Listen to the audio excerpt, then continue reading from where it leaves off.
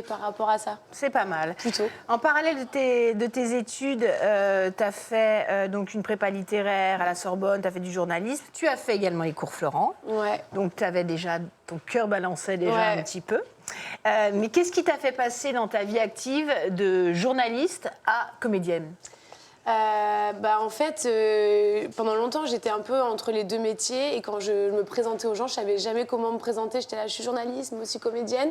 Puis après, j'ai commencé à dire comédienne et aussi un peu journaliste. Et puis je sentais qu'au fond de moi, c'est ce que j'aimais. C'était plutôt la comédie, c'était le théâtre. Et ça a pris de plus en plus de place. Et naturellement, j'ai arrêté le journalisme. Et je me suis dit, bon, c'est pas non plus très rémunérateur, le journalisme, j'ai pas fait un grand choix de. Tu vois ce que je veux dire. Donc voilà, et du coup, j'ai choisi ma passion, et c'est comme ça, ouais, il a fallu que je l'acte, que je l'assume, Oui. quoi. C'est très difficile d'assumer, de dire je suis comédienne. Il y a Ouais. cette espèce de syndrome de l'imposteur, même Ouais. si on a fait des cours et tout. Exactement. Tu as commencé par de la comédie classique, on t'a vu dans Tartuffe, entre autres. Ouais. Et puis, il y a 10 ans, tu étais un petit peu pionnière. Tu as fait une web-série, Nana, la série. Ouais. Et c'est un super projet qui déchirait. Tu nous en parles? Tu t'en retiens quoi de ce projet? En fait, en sortant des cours Florent, j'avais envie de faire un one-man show sur une fille érotomane, donc une fille qui pensait que son ex allait revenir lui faire une surprise, donc un truc un peu triste. Et j'avais envie d'en faire un spectacle, mais j'arrivais pas à me lancer. Donc j'ai dit, en attendant, j'ai qu'à en faire une série. Donc je l'ai balancé sur YouTube avec un copain à moi qui filmait tout. On n'était que deux, mais et on était une super team. On a balancé ça sur YouTube et c'est ça qui a fait qu'après, plein de choses, ça a fait du chemin. Canal m'a repéré grâce à cette série. Et donc, ouais, c'était mes débuts, quoi. C'était chouette. Donc, tu as vu dans plein de choses. Tu as joué dans Les Secpas au ski, Tu veux ou tu veux pas. C'est quoi tes souvenirs de tournage? Qu'est-ce que... T'as une anecdote, un truc à nous raconter? Ouais, j'ai une anecdote marrante. Enfin, marrante, je sais pas si c'est marrant, mais moi, le premier film que j'ai tourné, c'était dans le Tu veux ou tu veux pas, d'un film de Tony Marshall, avec Sophie Marceau voilà. Et en fait, et Patrick Bruel. Et là, il y avait une scène où je devais ouvrir une porte, voir Patrick Bruel et dire bon, les filles, il est là, et refermer la porte. Et puis Tony Marshall me dit t'ouvres la porte et puis tu vois Patrick qui arrive et tu lui roules une pelle. J'ai fait je sais pas, c'est pas écrit dans le scénario en fait. Puis moi je suis mariée, la meuf qui mélange tout. Et du coup j'ai dû lui rouler des pelles pendant je sais pas combien de prises.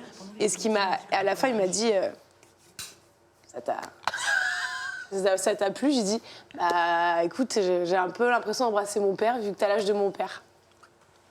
Ah ouais, tu t'es Et pas fait, là je peux te dire qu'il a fait ah ouais ok. Et j'avoue que quand même première prise de ma vie de bouche, première pelle de ma vie avec Patrick Bruel, je peux te dire que... Ah, je peux dire que je l'ai mis sur mon CV. Attends, je peux te dire que je l'ai raconté à ma mère, elle était comme une folle. C'est l'ex de Patouche. Non, mais pour le coup, tu sais que tu as des milliers de filles, de gonzesses. Rêvé. Ouais. Mais en même temps, tu rêves, mais est-ce que si d'un coup on te dit, regarde là, tu lui roules une pelle comme ça, tu sais, non, mais blanc, ce n'était pas ton rêve. Non. Voilà. Mais, non, après, j'aurais pu prendre un peu de plaisir. À blanc, pourquoi rouler une pelle à blanc. Sans chauffe, quoi, ce que je veux dire. Sans comment tu t'appelles? Hello, salut, moi c'est Patrick. Bon, on se fait une pelle. C'est vrai. C'est un peu brut. C'est vrai qu'il manquait le serrage de main. Ouais. Alors, tu parlais de Canal+, mais on se souvient de toi parce que tu fais partie des visages de l'info du vrai. Très, très cool, ça aussi. Du coup, tu étais un peu journaliste aussi, chroniqueuse, humoriste, journaliste. En fait, je passais pas mal de castings à Canal suite à la série. Et ils savaient pas trop... Enfin, en gros, à Canal, tu passes des castings, puis après, ils regardent dans quel programme te mettre. Puis ils ont dit, mais attends, t'es journaliste? J'ai dit, bah oui, de formation, voilà. Ils ont dit, bah attends, mais il faudrait que tu sois plutôt chroniqueuse. Donc, ils ont regardé. Et voilà, ils ont dit, bah en fait, chroniqueuse, c'est le pont entre la comédie et le journalisme. Ouais. Ça va t'aller super bien et tout. Et en effet, l'exercice était très cool, quoi, de chronique. Après, c'est prenant, mais c'était comme du théâtre. Ouais, tu parles un peu d'une expérience très dure. Enfin, dans une interview, tu as dit que c'était parce que c'est chronophage, parce qu'il faut vachement écrire. C'était sur une quotidienne que tu étais... Ouais, en fait, au début, c'était tous les jours, après 3 fois par semaine, après 2 fois. Puis moi, j'étais enceinte, j'ai commencé enceinte de 7 mois. Oui. Donc, j'étais énorme et je me souviens qu'ils se disaient, on ne savait pas comment t'habiller parce qu'il n'y a vraiment pas ta taille. Mais pour le coup, tu vois, c'est vraiment cool qu'il t'ait pris à 7 mois parce que c'est pas toujours le cas. On prend pas toujours une femme. Ouais, et puis moi, je leur avais dit, bon, bah voilà. En fait, je leur avais pas dit quand je passais les castings. À 7 mois, ça se voyait. Non, ça se voyait, voyait pas, ça se d'accord. voyait pas.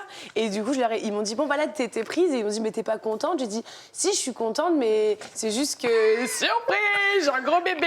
Et surtout, en plus, c'était, ah, mais tu vas accoucher quand? Dans un mois.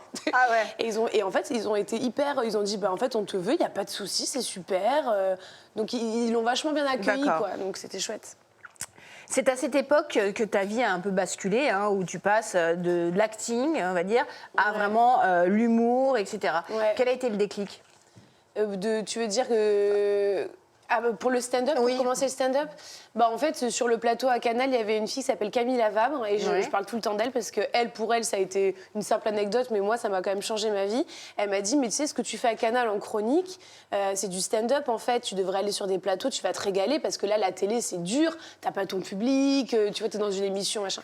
Et en fait, elle m'a inscrit à un plateau. Elle m'a dit, écoute, dans 3 mois, tu joues sur un plateau à Paris, qui était le Comedy Club de Baptiste Le Caplin. Ouais.